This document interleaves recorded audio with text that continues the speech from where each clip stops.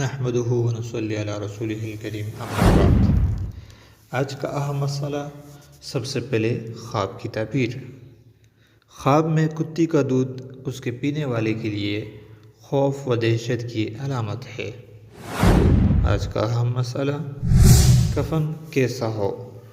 کفن کا کپڑا اسی حیثیت کا ہونا چاہیے جیسا وہ مردہ اپنی زندگی میں جمعہ و عیدین وغیرہ کے موقع پر استعمال کرتا تھا، اور عورت کو بھی اسی طرح کفن دیا جائے گا جو وہ اپنی زندگی میں میکے یا شادی وغیرہ میں جانے کے موقع پر استعمال کرتی تھی۔